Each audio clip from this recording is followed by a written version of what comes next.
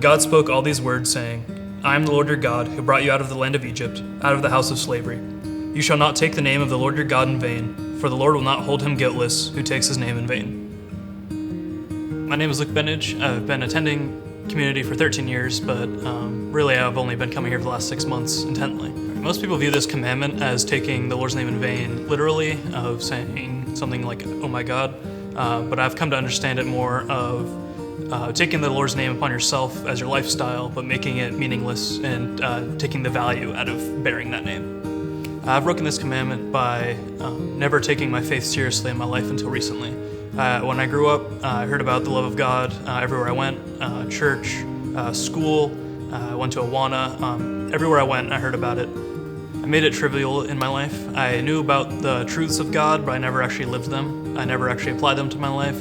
I knew they're important, but never actually understood the importance of them. The main way I started breaking this commandment was when I entered college. I attend Penn State Harrisburg, and transitioning from a life of sheltered Christianity everywhere I went to a secular school that in a way frowns upon Christianity, I found myself hiding my faith. Even though I never actually lived it and knew the truths, I still wanted to hide that I knew anything about Christianity while I was at the school. I hid everything about me. I wouldn't talk about my faith, and I'd start living like the other people there to fit in. I didn't want to be someone who stood out. I wanted to conform, so I'd find myself doing things that they were doing and living my life as any secular person would, and all in the name of fitting in. I came to realize what I had done when I had a relationship that was very important to me that fell apart at a moment's notice. Things were going great, and one day things were over, and I found myself with nothing. And in the wake of that, I realized that I had not lived the truth that I had claimed for so long, that I had gone to church all that time and never actually believed or lived any of those things that I was being taught. And in that moment, I realized what I needed to do, of returning to God and making Him my priority in my life. And so I reached out to people I used to be in contact with that attended this church in attempts to seek help and get answers concerning my faith, and for them to help put me on that right path towards redemption. I was really nervous to reach out to people and to confess to them what I did. It was hard for me to even recognize what I had done. And it was very amazing to have people come to me with grace and just show nothing but love and support.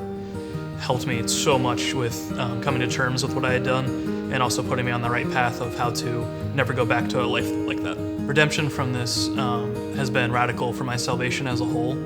It's no longer that my Christianity was something about me, that I was a once a week social Christian. It's now my lifestyle as a whole. I try to make every living moment something I devote to God, because there is nothing that we can hide from Him. We're supposed to give everything we have to Him, and doing that has been life-changing, and it's been freeing in other areas of my life, that I know everything I do I give to God, everything is His, and it's just, it's comforting knowing that nothing you lose is an issue when God has you covered and everything else. There's comfort in knowing that my life is fully devoted to the Lord, that when I bear His name fully, there's more peace and love and room for grace in my life that you can't have if you aren't devoted to Him. When you hide part of yourself from Him, He doesn't hide Himself from you, but you lose out on some of those benefits that God provides when you're not willing to fully give your life over to Him.